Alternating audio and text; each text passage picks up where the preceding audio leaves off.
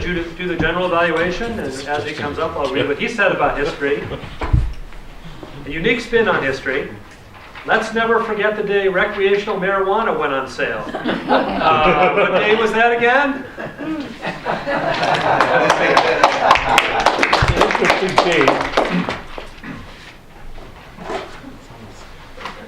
Okay, overall a really good meeting. Let me just start with a couple of kudos. Pete Fordham's, you did a really good thing by introducing the people's comments, introducing people with their comments before they speak. I noticed that that's something we've been slipping on. Kudos to you for bringing that back in and doing it the right way. Regarding speech evaluations, and regarding speeches, I thought that Brian did a great job. I really enjoyed the topic. I really enjoyed the metaphor. Brendan was right on in terms of pointing out the metaphor and taking the metaphor of a can and bringing that to communication style. I thought it was really well done. I thought Brendan was also right on in terms of Brian meeting all his goals, except for the last one, and I'll circle back to that in just a second. Beth, wonderful speech. Really, really engaging, really interesting story about your family. I thought Lindsay's points were right on in terms of perhaps nailing down a couple of details a little more, and also the point that Lindsay brought up about great-grandparents, grandparents, was a little bit confusing. I had a similar experience when I gave my last speech. So it's something to just think about in terms of clarifying that communication issue so that people can really key in. Are you talking about your grandparents or great-grandparents? Not a big deal. Overall, it was a wonderful speech. I wanted to make a general comment about the type of format that Brian did, and I saw that with Bob Avalone 2 weeks ago, which is the interactive format. I don't know if that lends itself to this room and this type of venue of Toastmasters for a couple of reasons. First of all, they're always going to run over. If you're relying on other people to jump in and to add to your speech, doesn't really make it a speech. It makes it a different type of exercise or interaction. And they always run over. And I would recommend not doing that type of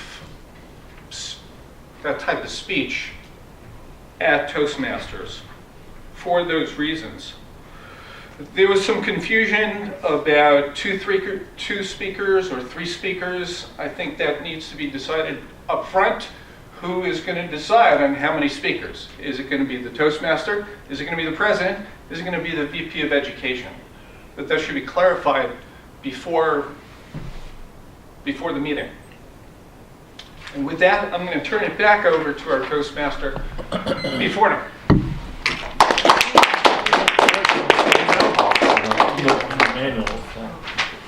Question. I thought we did, you were talking about the 2 or the 3 in table topics. I thought we go up till we go to 12:44. 12:42. I thought we go to 12:44. 12:44. Robert, is it 12:42 or 12:44? 12:42. Okay, then I was wrong. I thought it was 12:44. Sorry. It used to be until we realized that every time we run late, just like we're going to today, because we We're didn't gonna stick run to 2 the minutes 12:42. late. Oh, okay. Let me turn it to Robert so we don't go over late. Margin. I'm There's a margin. gonna make it even later because I'm gonna make 3 personal announcements. Once again, I'd like people to tell me the roles they want and the dates they want them. Second, I'm gonna be at Cary Library Saturday at 1:45, and I'm gonna be reading one of the stories that got published in the Community Center magazine, Lifestyles. And on 12/13, I'm going to be doing a book signing at Cary Library.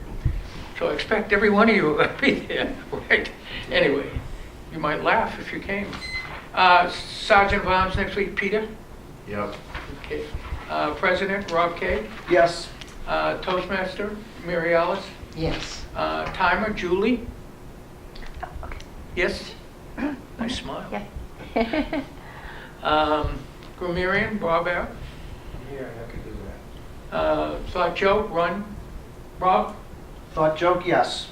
Rob, got it. Made a mistake, sorry. First speaker, Lindsay. First evaluator, Peter F. Sure. Second speaker, Peter Ash. Yep. Second evaluator, Chris. Yep.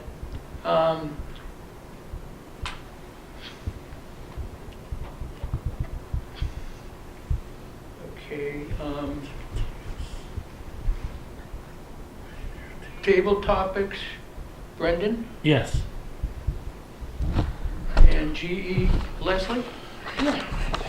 It's a wrap.